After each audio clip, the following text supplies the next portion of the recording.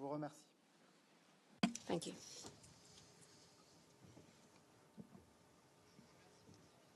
Excellencies, dear colleagues, I would like to thank France and Saudi Arabia for co-chairing the conference and all stakeholders, including civil society organizations, for their valuable contributions to the work of Working Group 6.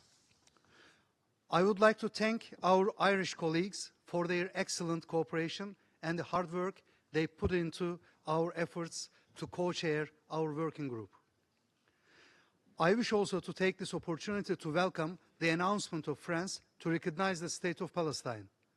We sincerely hope that many others will follow suit soon. Before sharing with you the priorities and recommendations that came out of the submissions in our working group, allow me to share with you some general observations regarding our deliberations. Firstly, we have seen the strong desire among the stakeholders to contribute to ending the decades-long suffering of the Palestinian people. Contributions received highlighted the areas where concrete action is needed to realize this vision. There were submissions rightfully proposing programs to help build capacity in the Palestinian Authority. Yet, empowering the State of Palestine calls for addressing the urgent question of how to end the Israeli occupation. Therefore, the root cause is still there. During our deliberations, it was a recurring view that the continued occupation is the main obstacle on the way to Palestinian statehood. While the annexation of Palestinian territories by Israel is looming, as called for by the Israeli parliament on July 23rd, our tools should be proportionally strong and effective. Some stakeholders made submissions proposing the establishment of mechanisms to enforce international law and international humanitarian law.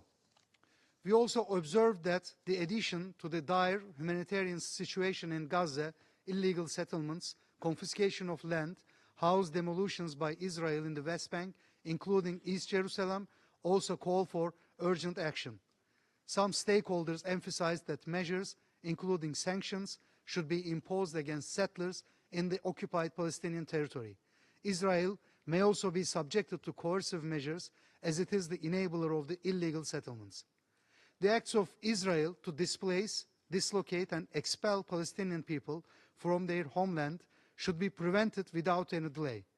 We cannot envisage the state of Palestine without the Palestinian nation. The core priorities that came out of the submissions can be listed as follows.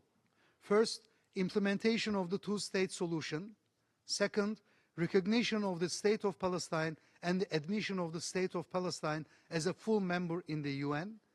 Third, humanitarian and reconstruction efforts in Gaza. Fourth, institutional development. Fifth, halting settlement expansion and forced displacement. 6, accountability and the rule of law. 7, civil society engagement. 8, security guarantees for both people. The submissions send a clear message. The international community must act urgently and decisively to preserve the two-state vision, to uphold legal and humanitarian principles, and to move beyond expressions concerned to activating mechanisms of accountability. Thank you. I thank the representative of Turkey.